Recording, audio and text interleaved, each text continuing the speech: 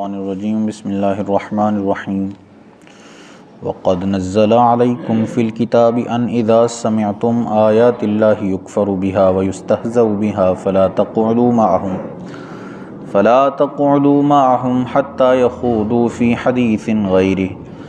Income اذا مثلهم ان اللہ جامع المنافقین والکافرین فی جہنم جميعا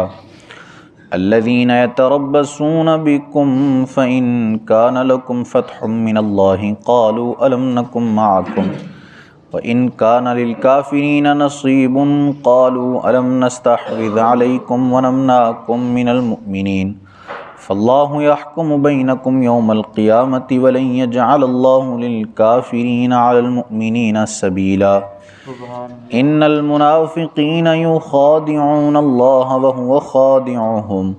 واذا قاموا الى الصلاة قاموا كسالى يراءون الناس ولا يذكرون الله الا قليلا مذبذبین بین ذلك لا الى هؤلاء ولا الى هؤلاء ومن يضلل الله فلن تجد له سبيلا یا ایہا الذین آمنوا لا تتخذوا الکافرین اولیاء من دون المؤمنین اتریدون ان تجعلوا للہ علیکم سلطانا مبینا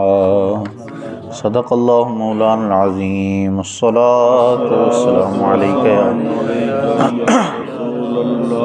سیدی یا رسول اللہ وعلی آلک واصحابک یا سیدی یا حبیب اللہ الصلاة والسلام علیکہ یا سیدی یا نبی اللہ وعلی آلک واصحابک یا سیدی یا نور اللہ وقد نزل علیکم فی الکتاب، اور بے شک اللہ نے تم پر کتاب میں اتار، ان اذا سمعتم آیات اللہ یکفر بہا، کہ جب تم اللہ کی آیتوں کو سنو کہ ان کا انکار کیا جاتا ہے، وَيُسْتَهْزَأُ بِهَا، اور ان کا مذاق بنایا جاتا ہے، فَلَا تَقْعُدُوا مَعَهُمْ، تو ان لوگوں کے ساتھ نہ بیٹھو، حَتَّى يَخُوضُوا فِي حَدِيثٍ غَيْرِهِ، جب تک وہ اور بات میں مشغول نہ ہو جائیں، اِنَّكُمْ اِذًا مِثْلَهُمْ، ورنہ تم بھی انہی جیسے ہو جاؤ گے، إِنَّ اللَّهَ جَامِعُ الْمُنَافِقِينَ وَالْكَافِرِينَ فِي جَهَنَّمَ جَمِيعًا، بے شک اللہ منافقوں اور کافروں سب کو جہنم میں اکٹھا کرنے والا ہے۔ یہاں کافروں سے اور بد مذہبوں سے، برے لوگوں سے دوستی کرنے اور ان کی صحبت اختیار کرنے سے منع کیا جا رہا ہے صراحت کے ساتھ، کہ اللہ فرماتا ہے کہ ہم نے تمہیں یہ حکم دیا کتاب میں کہ ایسی جگہ ہو کہ جہاں لوگ اللہ کی آیتوں کا مذاق اڑاتے ہوں یا اللہ عز و جل کی آیتوں کا انکار کرتے ہوں تو ان لوگوں کے ساتھ نہ بیٹھو۔ یہ بری صحبت سے بچنے پر اور کفار سے دوستی نہ لگانے پر واضح آیت ہے۔ بری صحبت پر احادیث بھی بہت ساری ہیں۔ حضور علی وقار صلی اللہ تعالیٰ علیہ وسلم نے ارشاد فرمایا کہ تم دیکھو کہ کس کے ساتھ دوستی کر رہے ہو، کیونکہ تمہیں اپنے دوست کے ذریعے پہچانا جائے گا، یعنی جس طرح کا دوست ہوگا تمہارا ویسے ہی تمہارے بارے میں بھی لوگ خیال کریں گے کہ یہ بھی ویسا ہی ہے، تو جیسی صحبت ہوگی ویسا ہی بندے کا حال ہوگا۔ تو اچھی صحبت اختیار کرنی چاہیے، اچھے لوگوں کے ساتھ بیٹھنا چاہیے، کہ بری صحبت والے تو اس دنیا تک ہی رہتے ہیں، اچھی صحبت والے جو ہے وہ کل بروز قیامت بھی کام آنے والے ہیں۔ اللہ فرماتا ہے کہ اس دن کہ جب گہری دوستیاں دشمنیوں میں تبدیل ہو جائیں گی، سوائے پرہیزگار لوگوں کے، کہ جو متقی ہوں گے، نیک لوگ ہوں گے، وہ اپنے دوستوں کا اس دن بھی ساتھ نہیں چھوڑیں گے، بلکہ اس دن بھی اپنے دوستوں کے کام آئیں گے۔ تو اچھی صحبت، اچھے لوگوں کے پاس بیٹھنا، نیک لوگوں کی صحبت اختیار کرنا۔ میاں صاحب کہتے ہیں کہ چنگے بندے دی صحبت یارو جویں دکان اتاراں، چنگے بندے دی صحبت یارو جویں دکان اتاراں، سودا پاویں مول نہ لئیے ہلے آن ہزاراں، یعنی اچھے بندے کی صحبت ایسی ہے جیسے عطر بیچنے والے کی دکان ہے، خوشبو بیچنے والا ہوتا ہے۔ آپ اس کے پاس جائیں، 1 روپے کی بھی خوشبو نہ خریدیں، لیکن اس کے پاس جانے کی وجہ سے آپ کو خوشبو ضرور آ جائے گی، خوشبو آپ کو پہنچ جائے گی۔ لیکن یہی مثال برے بندے کی دیتے ہوئے کہتے ہیں کہ برے بندے دی صحبت یارو جیویں دکان لوہاراں، کپڑے پاویں کنج کنج بئیے چنکاں پین ہزاراں، یعنی آپ جائیں گے تو بچنا بھی چاہیں گے تو کچھ نہ کچھ جو ہے وہ جب وہ اپنی بھٹی جلائے گا تو اس کی جو ہے وہ کوئی شعلہ اٹھ کر آپ کے کپڑوں پر آ جائے گا اور آپ کے کپڑوں کی بربادی کا سبب بن جائے گا، جتنا بھی آپ بچنا چاہیں۔ تو اچھی صحبت، آپ اس کے پاس جائیں اور کچھ بھی نہ کریں تو کم از کم وہ آپ کو جو ہے وہ اچھی بات ہی بتا دے گا، کوئی اچھی چیز ہی بتا دے گا آپ کو۔ اور برے بندے کے پاس آپ جائیں اور کچھ بھی نہ سیکھیں، کچھ بھی نہ اس کے ساتھ معاملہ کریں، لیکن کسی نہ کسی معاملے میں وہ آپ کو برائی کی طرف کھینچ ہی لے گا۔ تو اس لیے اچھی صحبت کا جو ہے وہ اختیار کرنے کی کوشش کرنی چاہیے۔ الذین یتربصون بکم، وہ جو تمہاری حالت دیکھتے ہیں، فإن کان لکم فتح من اللہ، تو اگر اللہ کی طرف سے تم کو فتح ملے، قالوا الم نکم معکم، کہیں گے کیا ہم تمہارے ساتھ نہ تھے، وإن کان للکافرین نصیب، اور اگر فتح میں کافروں کا حصہ ہو، قالوا الم نستحوذ علیکم، تو ان سے کہیں کیا ہمیں تم پر قابو نہ تھا، وَنَمْنَعَكُم مِّنَ الْمُؤْمِنِينَ، اور ہم نے تمہیں مسلمانوں سے بچایا، فاللہ یحکم بینکم یوم القیامۃ، تو اللہ تم سب میں قیامت کے دن فیصلہ کر دے گا، وَلَن یجعل اللہ للکافرین علی المؤمنین سبیلا، اور اللہ کافروں کو مسلمانوں پر کوئی راہ نہ دے گا۔ اس آیت میں منافقوں کی حالت بیان کی گئی ہے کہ منافق ہمیشہ اپنا فائدہ دیکھتے ہیں، جہاں انہیں فائدہ نظر آئے وہ اس طرف چلے جاتے ہیں۔ اگر مسلمان فتح یاب ہو جائیں جنگ کے اندر تو مسلمانوں کے پاس آ جاتے ہیں اور کہتے ہیں ہم بھی مسلمان ہیں تو ہمیں بھی جنگ میں سے جو مال غنیمت حاصل ہوا ہے اس میں سے حصہ دے دو، کیونکہ ہم بھی مومن ہیں۔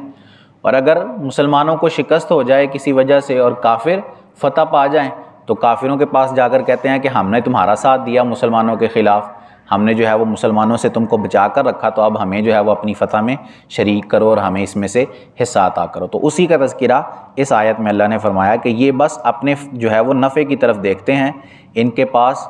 دلی طور پر جو ہے وہ کوئی عقیدہ یا کوئی جو ہے وہ ان کا عقیدہ مضبوط نہیں ہے، یہ صرف اپنا نفع دیکھتے ہیں، جہاں نفع ہو تو اس طرف جو ہے یہ چلے جاتے ہیں۔ ان المنافقین یخادعون اللہ وهو خادعهم، بے شک منافق لوگ اپنے گمان میں اللہ کو فریب دینا چاہتے ہیں اور وہ انہیں غافل کر کے مارے گا۔ وَإِذَا قَامُوا إِلَى الصَّلَاةِ قَامُوا كُسَالَىٰ، اور جب نماز کو کھڑے ہوں تو بڑے بوجھل دل سے کھڑے ہوں، یراؤون الناس، لوگوں کو دکھاتے ہوئے، ولا یذکرون اللہ الا قلیلا، اور اللہ کو یاد نہیں کرتے مگر تھوڑا۔ یہاں منافقوں کی ایک اور حالت بیان کی گئی ہے اور ان کی ایک نشانی بھی یہاں بیان کی گئی اس آیت میں کہ منافق اپنے اس عمل سے،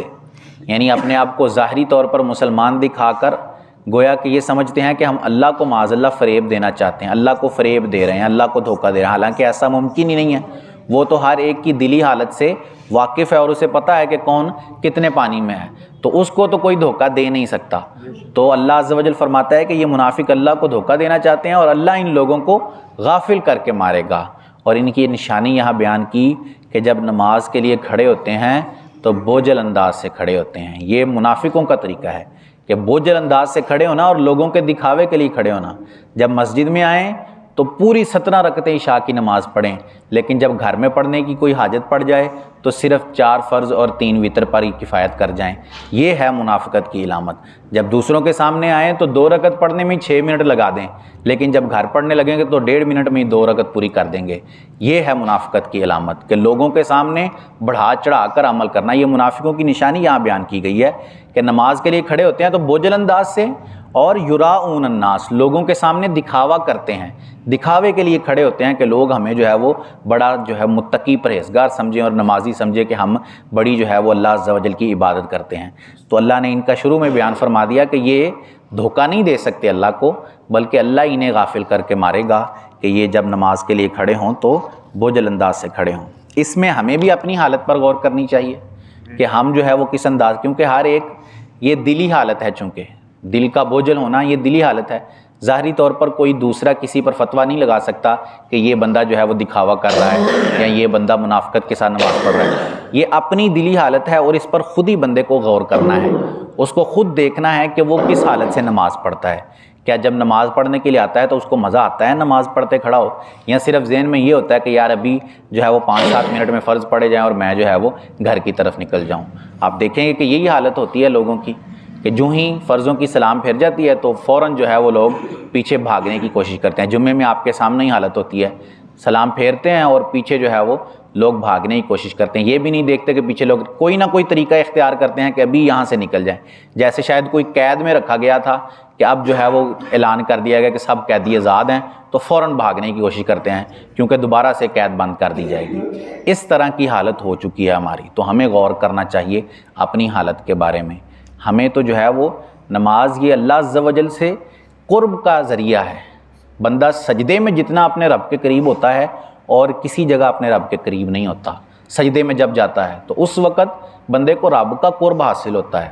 تو یہ تو قرب الہی کا ذریعہ ہے، اور اس میں جو ہے وہ ہم اپنا دل بوجھل رکھیں اور ہم جو ہے وہ بس کوشش کریں اور جو ہے اپنا فرض سمجھیں ادا کر رہے ہیں کہ چونکہ اب سر پہ پڑ گئی ہے، اللہ نے فرض کر دیا ہے تو اب ہے ہی ضروری۔ یہ بھی ایک جو ہے وہ اچھی بات ہے کہ بندے کو اپنے فرض کا احساس ہو کہ اللہ نے چونکہ فرض کیا ہے تو مجھے پڑھنا ہی پڑھنا ہے، لیکن پھر اس کے اندر جو ہے وہ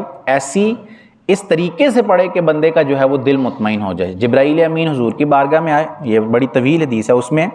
انہوں نے حضور سے پوچھا کہ احسان کیا ہے؟ حضور نے فرمایا احسان یہ ہے